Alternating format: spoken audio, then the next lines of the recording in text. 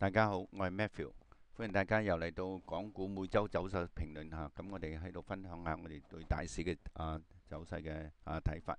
咁喺兩三個禮拜前呢，我哋話個大市呢會喺度築底啦，同埋已經築底成功，因為扯啲大陽燭呢個市會升嘅，就會係一個三衝回底嘅格局嚟嘅。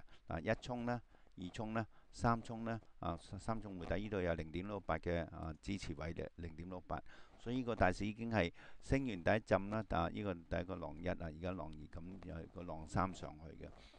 咁如果係咁呢，就同一般人嘅睇法唔同喎，因為一般人市面上所講呢，就係五窮六絕七翻生。咁你話5月點樣窮呢？5月呢就由呢度一路升咗成1700點上嚟呢度啦。咁即係話大市個個人都睇淡呢，嗰啲睇淡嘅人呢，就唔即係唔係靠技術分析呢，就俾佢劫倉啦。你睇淡啊，佢咪劫你上去咯。所以個大市呢，就如果要睇升睇跌呢，都係用技術分析咧比較可靠啲。咁我哋知道呢度係底啦。呢度雖然破咗底啦，人人都話個市會急跌嘅，但係因為呢度咁樣呢，好多人睇淡呢，就一路劫咁高上去。咁而家又歷史重現啦，因為五窮啦嘛，如果五窮咪要跌落去啦，所以人都睇淡啦，個市就俾佢一路劫上去嘅。所以睇市呢，就要睇技術分析，咁就會可靠啲。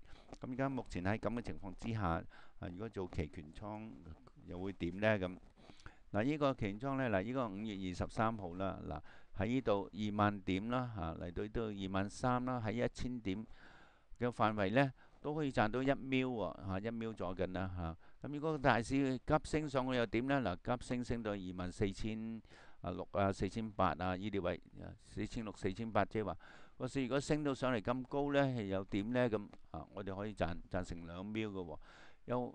又講啦，如果個市係急插落去嘅，急插落去去到20006咁樣20006就落到嚟呢啲位啦，又破咗線啦，咁又點呢？咁如果落到嚟20006呢，我哋賺4秒嘅喎。咁即係話個大市急插落去啦，或者急升上去啦，我哋都可以賺錢。咁如果喺呢個範圍呢，呢1000點22000、23000呢個範圍結算呢，我哋都可以賺1秒左近嘅，而且我哋賺嘅利潤唔少嘅。點呢？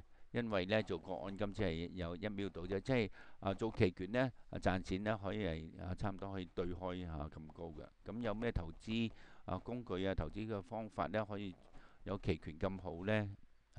咁大家如果對期權有興趣呢，就不妨可以嚟我哋個網站啦，option-king.net， 喺呢度呢就有期指期權啦，咁咧有大市走勢分析咁樣。咁喺今個星期三5月28號，我哋有個免費講座嘅時間就係夜晚7點到9點嘅。咁大家嚟到呢度按次報名啦，咁填咗啲資料呢，我哋會通知大家噶啦。咁希望到時見啦，唔該，拜拜。